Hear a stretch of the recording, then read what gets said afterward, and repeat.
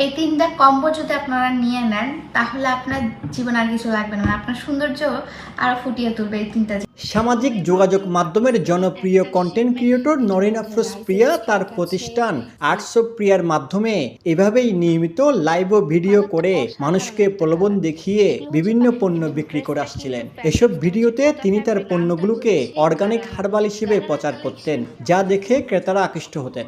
অনেকদিন ধরে আপনারা বলছিলেন যে পাকিস্তানি ড্রেস কোথায় আপু, এই যে হেয়ার ইট ইজ পাকিস্তানে একটা সুন্দর 3 পিস নিয়ে চলে এসেছি। শুধুমাত্র হার্বাল পণ্য নয়, ভারত ও পাকিস্তান থেকে আনা কাপড় সহ বিভিন্ন পণ্য তিনি বিক্রি করতেন। ফেসবুকে এসব কাপড়কে বিদেশি হিসেবে প্রচার করলেও বাস্তবে দেশীয় পণ্যকে পাকিস্তানি বলে বিক্রি করার অভিযোগও পাওয়া গেছে।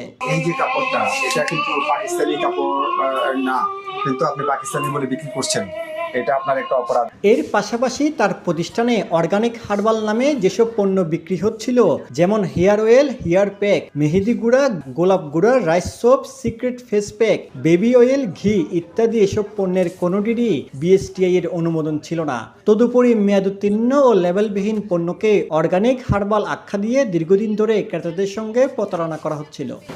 বেবি অয়েল, এটা এগুলো বিএসটি এর অনুমোদন লাগবে না, কিছু নাই। এটা বিএসটি এর অনুমোদন লাগবে না, বেবি অয়েল। তো তাইলে কোথায় সেনসিটিভ মানে ত্বকে এগুলো অনুমোদন ছাড়া কিভাবে? ইদানিং একটা ট্রেন্ড আসে অর্গানিক, তারপরে হচ্ছে যে কি আয়ুর্বেদিক, তাই না? এগুলো আসলে কি বলবো, মানে অথেন্টিক কিছুই পাই না। আর ঘি হচ্ছে বিএসটি এর ম্যান্ডেটরি প্রোডাক্ট, এটা মানুষ খাবে। এখন এটা কে উৎপাদন করলো, কারা উৎপাদন করলো, কিচ্ছু দেয়া নাই। আপনি দেখেন দেখেন এটা কি করেছেন। এটা কি আজীবন মেয়াদ? আপনি বলেছেন যে কোথায় পাঠায় দিবেন আপনি, মেয়াদ নাই। তো এখানে আসছে কেন? তাই আসলো কেন? ঢাকায় যে পাঠায় দিবেন, কেন আসলো এখানে? 22 সেপ্টেম্বর সোমবার সকালে নগরীর চকবাজার বালি আর্কেডে আর্টস অফ প্রিয়ার শোরুমে ভোক্তা অধিকার সংরক্ষণ অধিদপ্তরের একটি দল অভিযান চালিয়ে এসব অনিয়ম উদ্ঘাটন করে। নানান অনিয়ম ও প্রতারণার দায়ে প্রতিষ্ঠানটিকে 50,000 টাকা জরিমানা করা হয়। আপনাকে এই যে অনুমোদিত প্রোডাক্ট রাখা, মেয়াদ না থাকা, এবং এই যে এই দেশি কাপড়কে বিদেশি বলে অনলাইনেও এবং সরাসরি বিক্রি করছেন, এই দুইটা অপরাধে আপনাকে আমি 50,000 টাকা অর্থদণ্ড করলাম।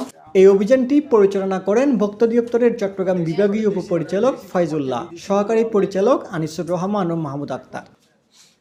যে আর্টস অফ পিয়া, তো প্রথমে একটা অভিযোগ ছিল যে ওনার কাছে অর্ডার করেছিলেন কিন্তু কাপড়ও দেননি, এবং প্রাইমারিলি যে একটা চার্জ নিয়েছেন সেটাও ওনার পে ব্যাক করেননি। তো এই অভিযোগের শুনানি দিয়েছিলাম, তো আমরা ফোনে পাচ্ছিলাম না তাদেরকে। আমরা একটু প্রাইমারি তদন্তের জন্য এখানে আসছি। তো এখানে এসে দেখলাম যে পাকিস্তানি লন কাপড় বিক্রি হচ্ছে। তো আমরা বললাম ডকুমেন্ট দেখান, তো ডকুমেন্ট দেখাতে পারলেন না। পরে বললেন যে এটা পাকিস্তানি লনের টাইপ, এটা পাকিস্তানি লন না। পরে ডকুমেন্ট একটা দেখালেন, কিন্তু সেখানেও কোনো ওনার ক্রয়ের যে ডকুমেন্ট সেটা, কিন্তু সেখানে আবার লেখা নাই যে এটা পাকিস্তানি লোন বা পাকিস্তানি লোন টাইপ এরকম।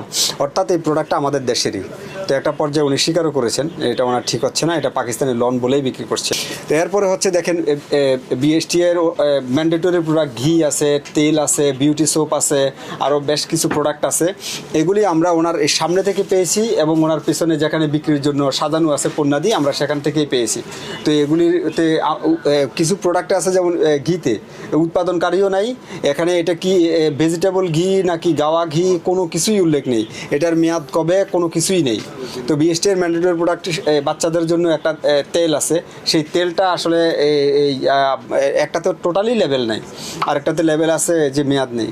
তো এগুলি তো আসলে বিএসটি এর অনুমোদন ছাড়া এভাবে প্রোডাক্ট বাজারে ছেড়ে দেয়া। ওনারা বললেন কিছু কিছু প্রোডাক্টের জন্য অ্যাপ্লাই করেছেন, তো অ্যাপ্লাই করলেই তো এটার অনুমোদন হয়ে যায় না, বাজারে ছেড়ে দিতে পারে না। তো এটা আসলে একেবারে এক ধরনের একটা অন্যায় হচ্ছে এখানে। তো ভবিষ্যতে যেন না হয় আমরা তাদেরকে সতর্ক করেছি, 50,000 টাকা অর্থদণ্ড করেছি। তবে নিজেদের ভুলগুলোর বিষয়ে দোষ স্বীকার করে নিয়েছে আর্টস অফ পিয়ার চট্টগ্রাম ব্রাঞ্চের ইনচার্জ। বিএসটিআইতে হচ্ছে স্যার কিছু প্রোডাক্ট, যদি আমার যেটা ধারণা বা আমি যেটা জানি, সব প্রোডাক্টে নাকি বিএসটিআই লাগে না, মানে সব। হ্যাঁ, এখানে যেমন হচ্ছে এইটাতে অয়েলের মধ্যে মাস্ট দরকার, তারপরে হচ্ছে এটার মধ্যে দেওয়া দরকার, এটার জন্য অ্যাপ্লাই করেছে, ওটা সব কিছু ডিটেলস হচ্ছে ম্যাডামের কাছেই আছে। এবং হচ্ছে যেহেতু আমাদের লাইভ হয়, লাইভের ক্ষেত্রে কিন্তু এটা বলা হয় যে পাকিস্তানি ইন্সপায়ার লোন বা এটা বলে দেয়। এখন আমাদের যেটা ভুল হয়েছে সেটা হচ্ছে মাঝখানে আমরা ইন্সপায়ার কথাটা লিখিনি, এটা আমাদের ভুল, এটা আমরা স্বীকার করছি।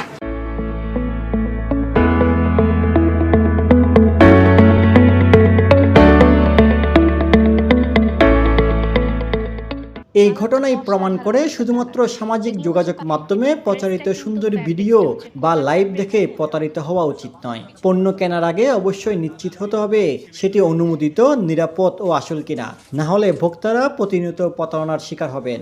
আর্টসোপিয়ার মতো প্রতিষ্ঠানের কার্যক্রম দেখাচ্ছে অনলাইনে অর্গানিক ও বিদেশি পণ্যের নামে ঠকানো এখন নিত্যদিনের ঘটনা, যা রোধে সচেতনতার পাশাপাশি দরকার প্রশাসনের নিয়মিত নজরদারি। জামিউল ইসলাম মামুন, একান্ত টিভি, চট্টগ্রাম।